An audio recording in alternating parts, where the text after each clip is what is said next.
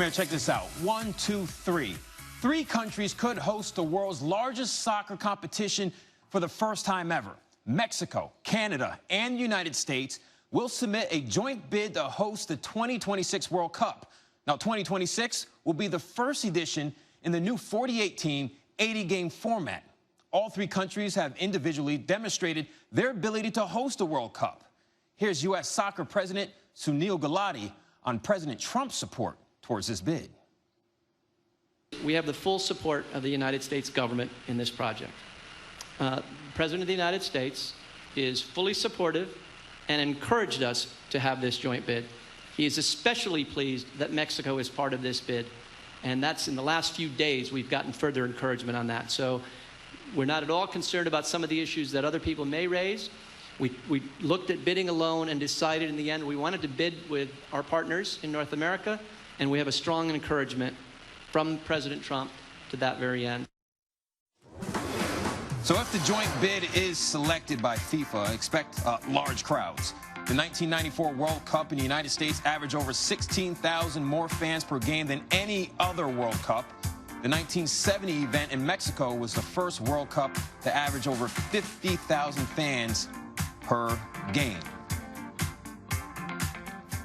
All right, ESPN soccer analyst and former U.S. international Herculez Gomez joins us now on SportsCenter. Now, we had a joint combination between Canada, Mexico, and Canada, but why is the U.S. the big winner here? Well, they're coming out on top because it may be joint, it may be shared, but it is definitely not equal. Potential 80 games on tap, and they're picking up 60. Not only do they get 60 games, leaves Mexico and Canada to divide 20, 10 each, but they're going to get the knockout stages and the final. It's big news. They might as well be sharing or hosting this right by themselves.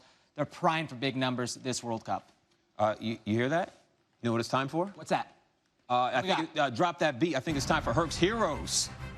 Your first one comes from south of the border here, doesn't it? Yeah, Chivas de Guadalajara, Carlos Fierro. Not only did my man come on and set up 2 goals to tie the game, but 93rd minute, look at this. Conversuni drops the ball. Oh, you dropped your wallet. I got this. Come on, let's go. Game winner. They're on top on the day. Dramatic comeback. Sets up all 3 goals. Game winner. And now for our second one, what did a homegrown talent do that was so impressive? Well, a homegrown talent, Diego Fagundes. Imagine you're 16 years old and they give you your pro debut. Okay. That's as good as it gets, right? Yeah, right.